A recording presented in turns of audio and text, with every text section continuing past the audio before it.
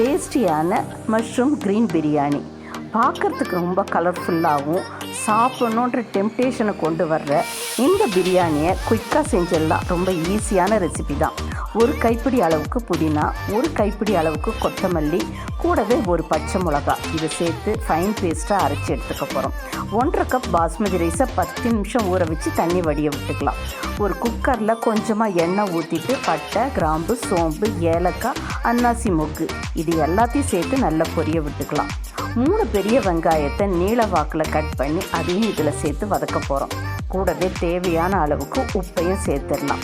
2 பழுத்த தக்காளி பழங்களை சின்ன சின்ன பீசஸாக கட் பண்ணி அதையும் நல்லா வதக்கிட்டு அது நல்லா சாஃப்டானதுக்கப்புறம் 2 டீஸ்பூன் அளவுக்கு இஞ்சி பூண்டு விழுது அரைச்சி வச்சுருக்க பேஸ்ட்டு, கூடவே மிளகாத்தூள், கொஞ்சமாக கரம் மசாலா பொடி இது எல்லாத்தையும் சேர்த்து இதோட பச்சை வாசனை போகிற அளவுக்கு வதக்கணும்.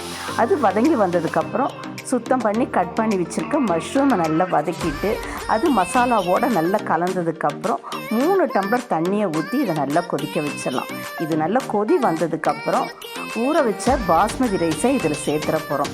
பாஸ்மதி ரைஸ் சேர்த்ததுக்கப்புறம் லைட்டாக இதை கிளறிட்டு இதை நம்ம ப்ரெஷர் குக் பண்ண போகிறோம். 2 விசில் வந்ததுக்கப்புறம் ஆஃப் பண்ணிவிட்டு அது ப்ரெஷர் கம்ப்ளீட்டாக ரிலீஸ் ஆனதுக்கப்புறம் கிளறி எடுத்தோன்னா டேஸ்டியான ஒரு மஷ்ரூம் பிரியாணி ரெடி ஆகிடும். ஃபைனலாக ஒரு 2 டீஸ்பூன் அளவுக்கு நெய்யை இது மேலே ஊற்றிட்டு நல்லா பெரட்டி விட்டுட்டோன்னா டேஸ்டியான இந்த டிஷ் ரெடி ஆகிடும். இதுக்கு சைட் டிஷ்ஷாக ரைத்தா வச்சுக்கலாம், எக் ஃப்ரை வச்சுக்கலாம். நான் இன்றைக்கி ஃபிஷ் ஃப்ரை செஞ்சுருக்கேன். இதோடு சேர்த்து தான் இன்றைக்கி எங்கள் லஞ்சை நான் பரிமாறினேன். இதே டிஷ்ஷை நீங்களும் ட்ரை பண்ணி பாருங்கள். உங்கள் வீட்டில் இருக்க கிட்ஸ்லேருந்து பெரியவங்க வரைக்கும் எல்லாருமே விரும்பி சாப்பிட்டு உங்களை கண்டிப்பாக பாராட்டுவாங்க.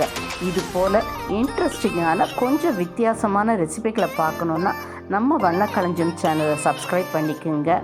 உங்கள் ஃப்ரெண்ட்ஸ் அண்ட்